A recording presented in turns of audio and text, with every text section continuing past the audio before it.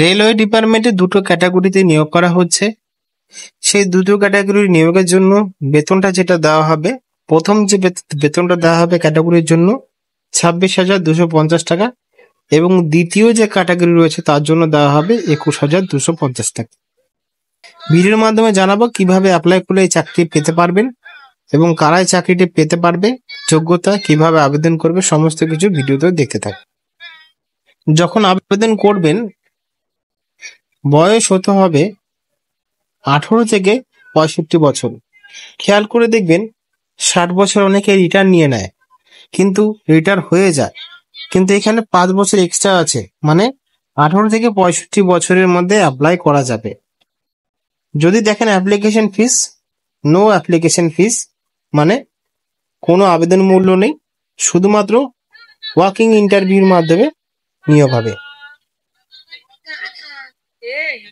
আপনি আবেদন করতে পারবেন 19/5/2025 থেকে 28 মে 2025 পর্যন্ত। আগেই বলেছি যে ইন্টারভিউর মাধ্যমে নিয়োগ করা হবে। ইন্টারভিউর তারিখ ডেট করে দেওয়া হয়েছে 27 মে 2025-এ একটি ইন্টারভিউ হবে একটি ক্যাটাগরির জন্য, এবং দ্বিতীয় ক্যাটাগরির জন্য 28 মে 2025-এ জন্য হবে ইন্টারভিউ। যে পোস্টে নিয়োগ করা হচ্ছে সেটা সাউথ ইস্টার্ন রেলওয়ের পক্ষ থেকে নিয়োগটি করা হচ্ছে। এখানে টিচার পদে নিয়োগ করা হচ্ছে, মানে TGT, PRT, para teacher, temporary teacher.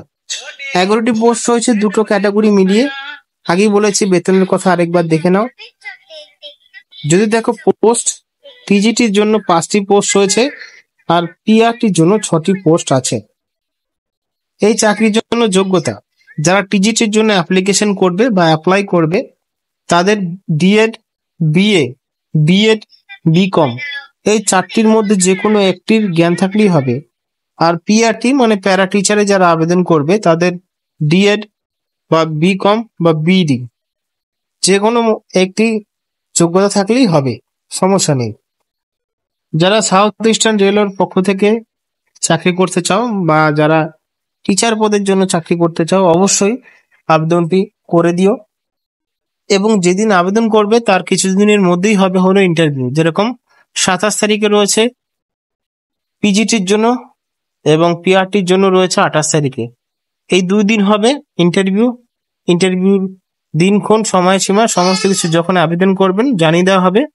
আর তখন সমস্ত অরিজিনাল ডকুমেন্ট নিয়ে গিয়ে অবশ্যই যদি যোগ্যতা থাকে আবেদন করে দেবেন, এবং যেদিন ইন্টারভিউ হবে সেদিন সমস্ত ডকুমেন্ট বা অরিজিনাল ডকুমেন্টগুলো নিয়ে আপনাদের উপস্থিত হতে হবে ওই স্থানে।